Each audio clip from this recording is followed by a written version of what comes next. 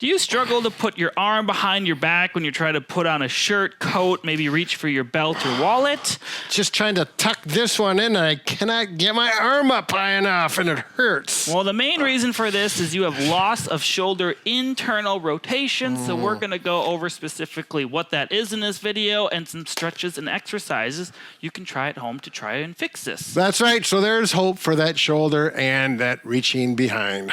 Bob and Brad, the two most famous physical therapists on the internet.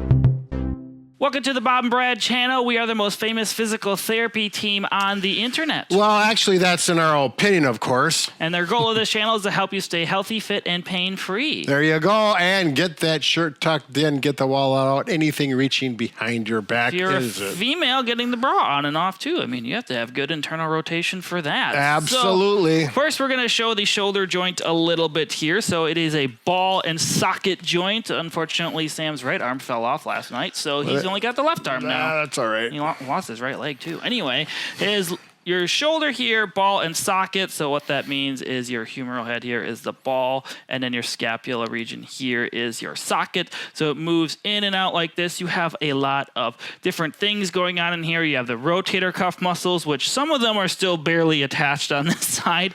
You also have a joint capsule and lots of different inner working parts. So what happens is the shoulder needs to internally rotate or go inward when you're actually reaching behind your back. And things that can cause this are impingement issues. Maybe you have a partial tear from an old injury. You could have some joint capsule just stiffness and being stuck. So we're going to show you some stretches you can do to kind of loosen it up. Right. Oftentimes this happens over time. It's just, if you fall on your shoulder, you have an injury, then it happens obviously really acutely. But sometimes people just don't realize it. It's like over the last 3 years, that just seems to get tighter and tighter, and they compensate by using the other hand or whatever it may be, and then the next thing you know, they're unable to do that simple task they couldn't do, and they need some help. So the first stretch I'm going to have you try is you lay on your side. You're going to lay on the painful side, so I'll say my left side is painful. You're going to have your arm roughly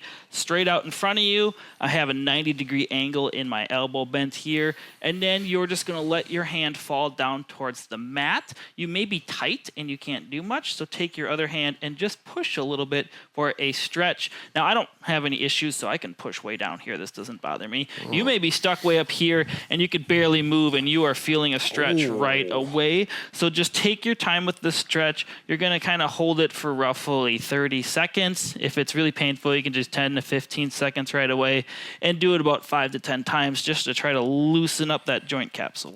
So you can go flat with yours? Well, almost. So I'm what, 2 or 3 years older than you, but and I've had shoulder injuries over the last 30 years.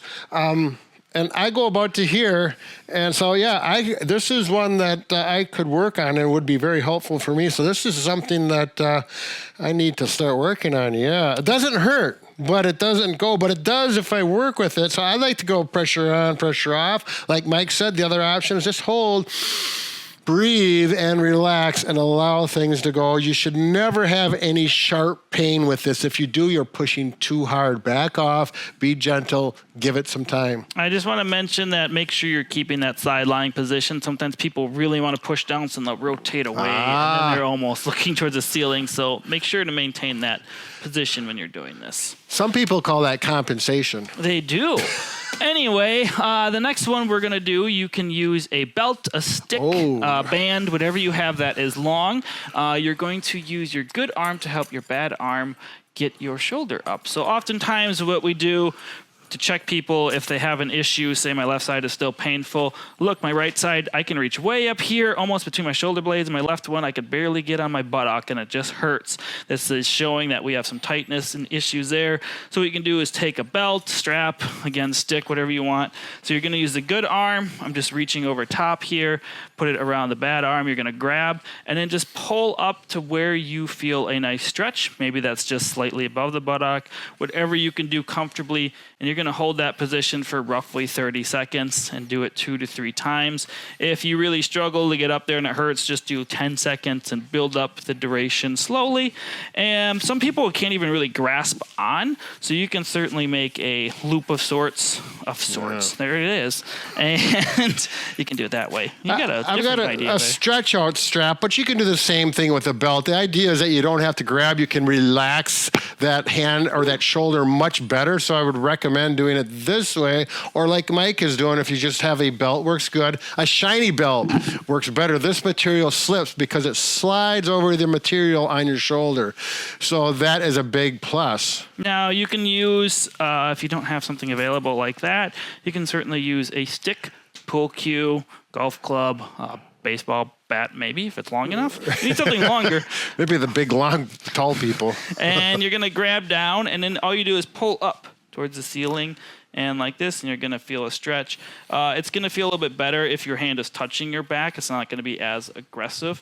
If this starts to feel better and you really want to work on it, you can kind of do the chicken wing, which Bob used to do a lot, where you actually push away so the stick is going forward to the right side of my head. Don't bonk yourself in the head. And then you can get a little bit stretching that way. That's much more advanced. If you're really struggling with this, just stick with trying to get your arm up your back a little bit further, more comfortably. And once again, this is the same as before. No sharp pain should be experienced. If there is, you're going too aggressively. Actually, what I have problems with this, and Mike, you probably experienced this too with people, is like they're so tight they can't even get a hold of the stick. Yeah. So you really, once you get a hold of it, then you can do that. Oftentimes I use a belt or bed sheet with people. Sure. Just because it can lay flat on the back. The stick, I feel like, is a little more advanced. Yep. And we got one more option for you. It's kind of, actually, it's a test, you said, for shoulder rotator cuff. Yeah, it is. It is a one test, but it's a nice, this is probably for people who have been able to do the first 2 stretches. And by this time, you're able to get to here, but you need to get up to here. And that takes a little more stretch and a little more strengthening. So this actually offers strength to the muscles that get your hand here. This would be like if you're reaching up to that brassiere strap here, this would be a good advanced exercise for it. Lie prone like Mike is. You can have your head on a pillow or like this, or on a pillow, whatever's more comfortable. Palm up. See, his palm is up, thumb is pointed up towards his head. Now, at this point, this is reasonably comfortable.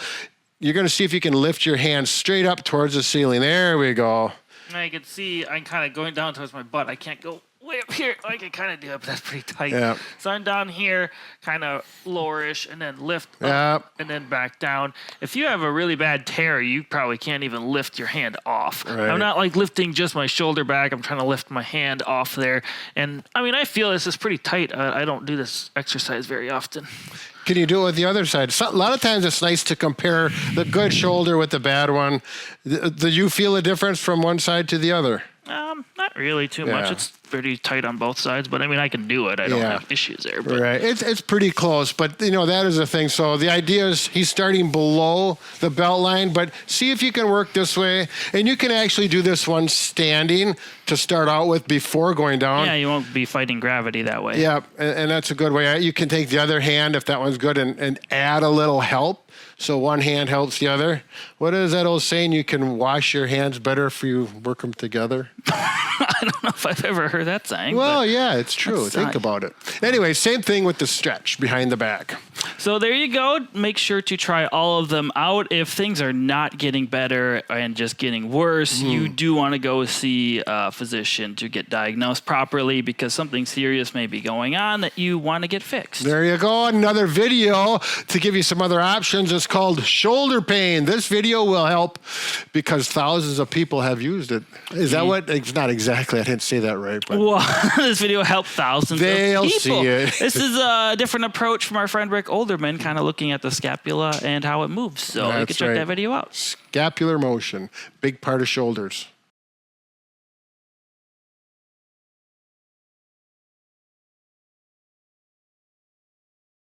Bob and Brad, the 2 most famous physical therapists on the internet.